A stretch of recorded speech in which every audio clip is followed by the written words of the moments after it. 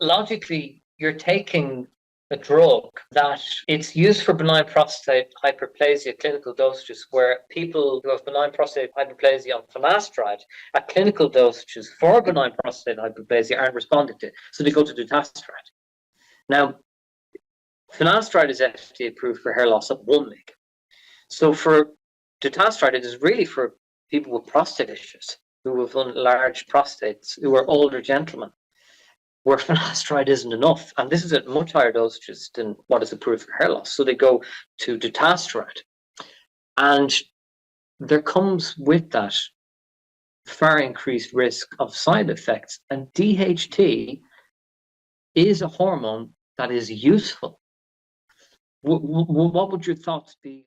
Okay, so I'm guessing that the hair chemist just doesn't know what he's talking about here, or maybe he's intentionally misrepresenting things. First off, dutasteride is approved in several countries like South Korea and Japan for the treatment of both benign prostatic hyperplasia and androgenetic alopecia. Next, we actually have a phase 3 clinical trial study for dutasteroide's use in androgenetic alopecia, and this is that Olsen et al. 2006 paper that I keep talking about, and its title is, quote, "The Importance of Dual 5-alpha reductase Inhibition in the Treatment of Male Pattern Hair Loss. Results of a Randomized Placebo-Controlled Study of Dutasteride versus Finasteride," unquote. This was conducted by GlaxoSmithKline, also known as GSK, and it not only demonstrated that dutasteride at 0.5 milligram was more effective than finasteride at 5 milligram in combating hair loss from androgenetic alopecia, but 2.5 milligram dutasteride was even more effective than 0.5 milligram dutasteride and 5 milligram finasteride separately. This study is very well done considering how it was randomized, multi-centered, double-blind, and placebo-controlled.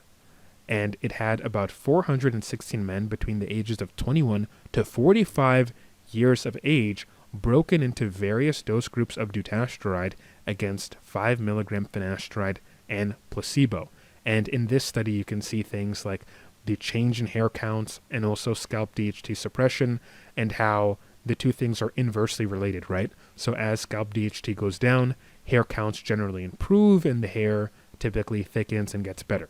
Now, there are a few reasons why dutasteride didn't make it to market. The first being that at the time, Merck was starting to deal with some lawsuits concerning finasteride and its side effects. And it wasn't a secret that Merck, along with other drugs like Vioxx, they were experiencing issues, especially in the early 2000s, where there were a lot of frivolous lawsuits that got these drugs taken off of the market. So if I'm GSK and I'm seeing that our sister drug, finasteride from Merck, is dealing with this kind of issue for androgenetic alopecia cases, it's not really encouraging for me to take dutasteride to market, so that's something to consider.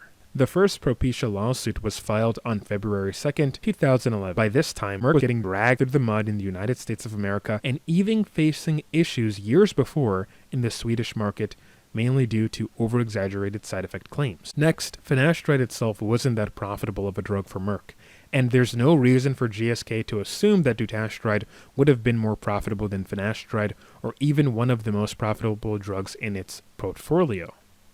Putting things into perspective, between 1990 and 2010, Merck & Co. developed several blockbuster drugs that significantly contributed to its revenue and profitability as a company. Propecia, also known as finasteride, approved by the FDA in December 1997 for the treatment of male pattern baldness, achieved peak annual sales of $447 million in 2010 and 2011. While Propecia finasteride was a successful product, its sales were modest compared to Merck's other leading drugs during that time frame.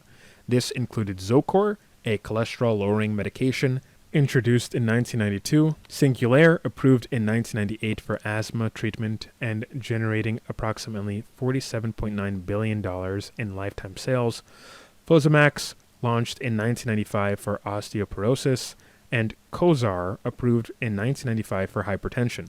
Vioxx, introduced in 1999 as an arthritis pain reliever, also contributed significantly until its withdrawal from the market in 2004 due to safety concerns.